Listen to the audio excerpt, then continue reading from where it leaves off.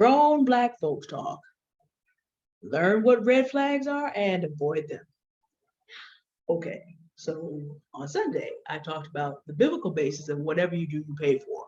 If you sow to the flesh, all the works of flesh, hatred, discord, jealousy, all those things, there's a nice long list, it's on there.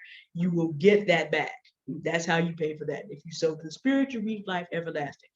Generalizing this, because I realize not all Black people and not all my listeners are Christians. Generalizing this because it's a universal principle. If you, the Bible talks about if you sow a certain type of seed, you get a certain kind of harvest. Whatever you do, you pay for. Well, here's the other thing about this. There's always going to be people that are going to try to wiggle out of the bad stuff they planted, and they will do it at your expense if you let them. And that's what I need to talk to you about. I don't care who you are. If the price of me being in your presence is that you have to diminish me to feel big and to feel whole, that price is too high. You have to get into the attitude of not allowing people to diminish you. And if that's what they want to do, you have to leave them immediately. Bless, block, and bounce. Bless yourself by blocking them and bouncing. It's very important that you do this. Learn to recognize red flags and act on them quickly. No less than the great Maya Angelou said, when people show you who they are, believe them, but don't just believe them, get to walking. Now, as a Black woman, this is grown Black folks talk. There's some things that I've heard in the last, actually several months, but it's beginning to be more and more obvious. I have said that, you don't answer to anybody that you're not committed to, and you don't. But once you commit to something, and whether we're talking about romantic relationships, friendships, or work, or community commitments, now you have a certain number of obligations. It becomes an agreement. You have to do things with people, but you have to vet them very carefully. There are people that will allow you to die to maintain their image. The United States is so desperate to maintain its image of being a beacon of freedom in the world that it will allow its citizens to burn books as if we were some kind of repressive banana republic. Although the United States has made it on Europe's list of backsliding democracies for that reason, because they are desperate for it not to be told that, at least from the African American and Native perspective, I don't quite know if the United States has lived up to its billing.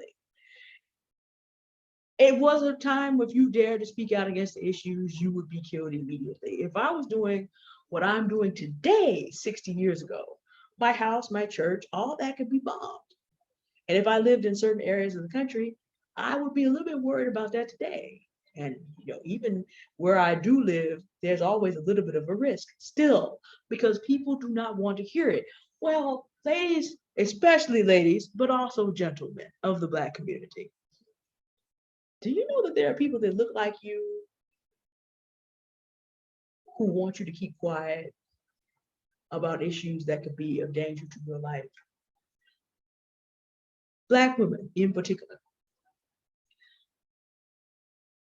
There is a lot of scrambling around about our brothers, our counterparts, about a number that came from the FBI, that 4 Black women a day are being murdered in the Black communities across the country.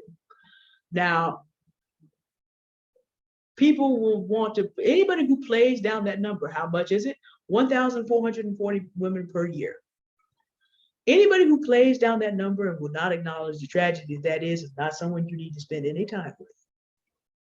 Because people who deny the reality of that cannot protect and provide for you in the middle of it.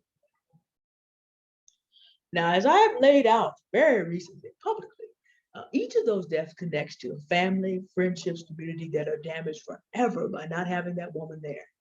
And given that the Black community has a great deal of absent father homes, because remember, absent fathers create single mothers, that is exceptionally damaging to the next generation in those cases, because there's only one parent there. So if 1,440 people is not enough. You got to look at all the people that may be connected to those people and then multiply it out by every year. This is a great disaster to the Black community, but there are some Black men who want to protect their image to the point that they do not even want it discussed because they are afraid that if we have to say aloud, okay, who's doing the killings, that Black women are going to suddenly stop dating Black men entirely and not letting them have access to their lives and to their bodies. It's kind of bad to have a guilty conscience because for a very long time, certain things have gone down in the community and certain people feel very entitled to being protected from the consequence of those. You have the stop stitching movement and everything else that basically protects Black men, even if so that's been going on for a long time. It's been accepted for a long time. So it does not seem to be anybody's interest to accept the truth of what is going on. But again, if people diminish your existence and the feeling of wanting to be secured from being one of the 1,440, that's a Black woman being killed every 5 to 6 hours. If someone diminishes that, then they are not able to provide protection for you. You need to get away from them. Now, in all fairness, gentlemen, Black women should not be entirely dismissive of the fact that the number is about twice as big for Black men, except that Black women are not killing Black men. Black men are killing Black men. Slightly different problem. But there should be some level of concern. The numbers on what is happening to Black men in this country are heartbreaking also. Whoever diminishes your reason to exist. I have been deeply disturbed by Black women talking about that Black men are genetically insufficient and should just abort their sons because it manifests in their sons. I've been deeply disturbed by that. I do not engage with women who behave in that way because that's just as bad as being a Nazi. That's eugenicist talk. You may as well be Margaret Sanger. But again, gentlemen, when you hear language like that, disengage. All of us have to learn. If people diminish the fact that you also were made by God and have in your nostrils the breath of his life, and not everybody believes the same thing, but everyone was made and their mothers were informed by a process that God set in motion. If that person needs to diminish your humanity, and that's the price for you being in their presence, bless yourself, block and bounce. I've broken it down from the point of view of the Black community because that's most of my audience and that's what needs to be said in light of some very dangerous ideas that are going through the community. Understand what the red flags are. The minute you hear, I'll give you another example. I'm considered a Black woman who is past the wall. I am 40 years old and I am morbidly obese. And no matter how much weight I lose, I cannot be less than 40. And I will soon be 41. So there is a subsection of men in the country, not just Black men, who think that I should just put up with any amount of abuse to just have a man, because obviously I'm not going to be able to have a man and I'm getting older all the time and my age is too old, blah, blah.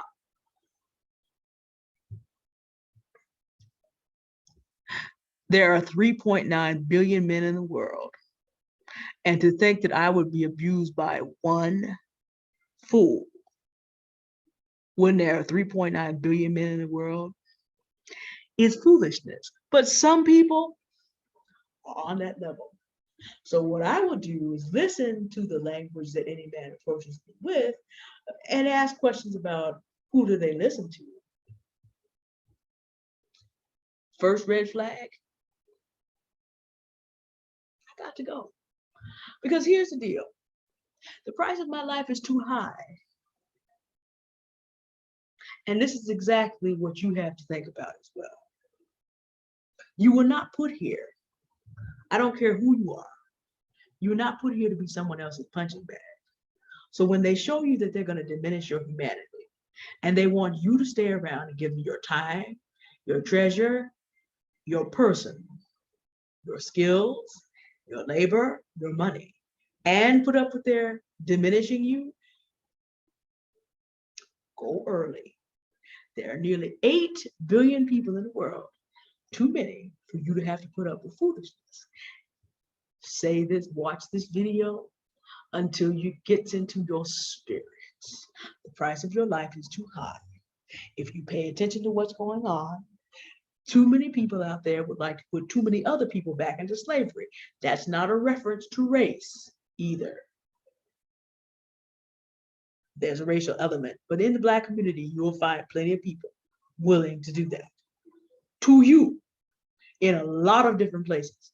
So when you hear it, that somehow this person has more rights and more privileges than you by virtue of their anatomy, their gender, their age, how tall they are, how short they are, how fat they are, how thin they are, what's in their bank account. You see the red flag, ease on down the road.